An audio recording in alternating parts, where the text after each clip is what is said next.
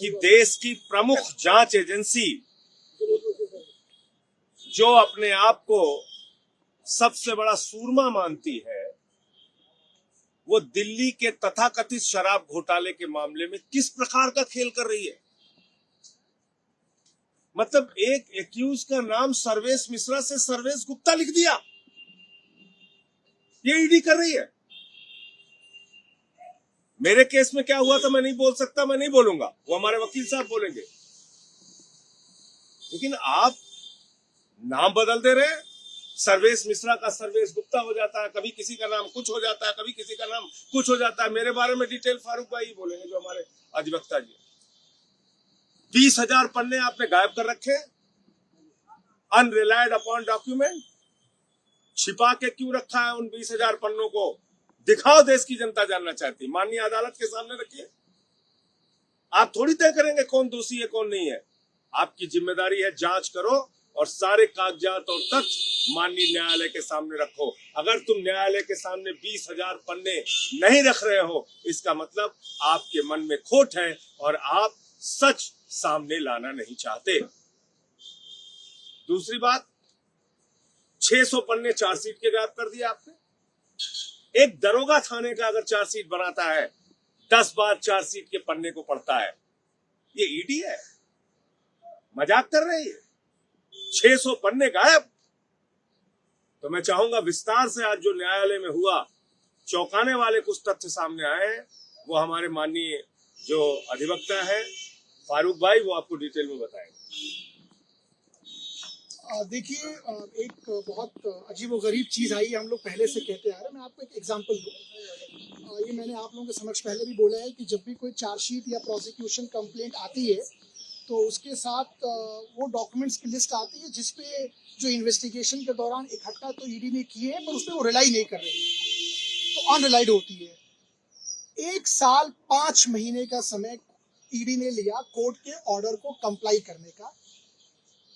1 साल तक अनरिलाइड डॉक्यूमेंट की लिस्ट ईडी ने कोर्ट के समक्ष प्रस्तुत नहीं की। जब कोर्ट से जब आई लिस्ट तो वो इनकम्प्लीट थी, फिर फटकार लगी, सारी चीजें ऑर्डर में है। उसके बाद पूरा मुकम्मल 380 दिन लगा ईडी को एक लिस्ट लाने में जो अनरिलाइड डॉक्यूमेंट्स की है। यही हमने आज कोर्ट में बोला कि उसके बाद भी इन्हें ये ऑडेसिटी है हमें कहने की कि हम ट्रायल डिलेल कर रहे हैं। एक 380 दिन एक सशक्त एजेंसी को लग रहे हैं अनरिलाइड डॉक्यूमेंट की लिस्ट लाने में। सर्वेश मिश्रा के मैटर में सर्वेश मिश्रा की 3 बयान होते हैं।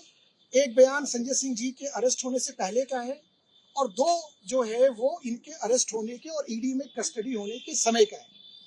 वो बयानों की कॉपी क्योंकि धुरी और सारी, क्योंकि ये समय उतना नहीं है कि मैं आपसे बात कर पाऊँ, उस पूरे मुकदमे की जो बुनियाद है वो एक तथाकथित अप्रूवर के बयान पे है और उसकी जो धुरी है और जिस शख्स पे ये बेबुनियाद आरोप है कि उसके मार्फत पैसे दिए गए, उस आदमी का नाम, उस आदमी के स्टेटमेंट आप अनरिलाइड डॉक्यूमेंट पे लगाते हैं। यानी उस डॉक्यूमेंट को ईडी, सर्वेश मिश्रा के 2 बयानों को ईडी मुकदमे के दौरान अपने मुकदमे के समर्थन में इस्तेमाल भी नहीं करेगी। उसके बाद क्या करते हैं, कोर्ट को गुमराह करने के लिए और सबको गुमराह करने के लिए सर्वेश मिश्रा का नाम सर्वेश गुप्ता रख देते हैं। जैसे एक बार संजय सिंह का नाम राहुल सिंह रख लिया था, आप लोगों को याद होगा, जब उन्होंने माफी मांगी थी। तो ये एक जो प्रोसीडिंग, ये सारी बातें हमने उसकी एप्लीकेशन लगाई थी, उससे बहस हुई, उस पर आदेश सुरक्षित है। उन्होंने सर्वेश गुप्ता वाले एप्लीकेशन पे ये बोला कि हमसे गलती हो गई, हमने गलती हो गई तो कॉस्ट लगाई है इनके ऊपर। ये प्रीशियस जुडिशियल टाइम का वेस्टेज है। कोर्ट के इस देश में बहुत सारे मुकदमे लंबित हैं, लोग जेल में हैं, मुकदमे सुने नहीं जा रहे हैं और ऐसे मुकदमे जहां पे कोर्ट का समय सिर्फ व्यर्थ किया जा रहा है एक इन्वेस्टिगेटिंग एजेंसी के द्वारा। तो इस तरह का इनका कंडक्ट है। उस कंडक्ट को कोर्ट के संज्ञान में लाया गया और बताया गया। सीसीटीवी फुटेज के बारे में बता दूं, सुप्रीम कोर्ट का एक जजमेंट है, ऑनरेबल सुप्रीम कोर्ट का, परमवीर सिंह का, जो बॉम्बे पुलिस कमिश्नर थे मुंबई। तो 2 दिसंबर 2020 को सुप्रीम कोर्ट जो कहती है, आप लोगों की जानकारी के लिए, वो अनुच्छेद 141 भारत के संविधान के हिसाब से देश का कानून बन जाता है। सुप्रीम कोर्ट 2 दिसंबर 2020 को ये कहती है कि सारे थानों में, इंक्लूडिंग ईडी, एनआईए, एनसीबी, सारे दफ्तरों में आपको कैमरे इंस्टॉल करने हर जगह पे, सिर्फ वॉशरूम को छोड़ के हर जगह पे करने। ऑर्डर में मैं ऑर्डर जाएंगे आपको दे दूंगा। पैरा 16, 17 और 19 तीन पैरा उस जजमेंट के, उस पे ये सुप्रीम कोर्ट कहती है कि आपको करने हैं, ऑडियो फैसिलिटी रखनी है और नाइट विजन भी रखना है। सुप्रीम कोर्ट का आदेश का अगर अनुपालन नहीं होता है तो वो कंटेम्प्ट ऑफ कोर्ट होता है। इसकी जानकारी आप सब लोगों को है।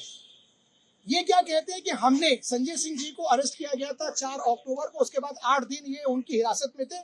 जब हम लोगों ने उनकी कॉपीज मांगी कि भैया वीडियो फुटेज विद ऑडियो दे, तो कहते हैं कि उस जमाने में हमारे पास तो ऑडियो वाला था ही, हमने नवंबर में लगाया है। हमने कहा आज बहुत बढ़िया, अगर आपने नवंबर में लगाया है तो जो आप कहेंगे इस एप्लीकेशन के रिप्लाई में वो सत्य तो है नहीं। आप और हम पक्षकार हैं मुकदमे में, एक पक्ष में एक पक्ष आप है। ये फैसला कोर्ट सही ये करेगी, कौन सही है कौन गलत है।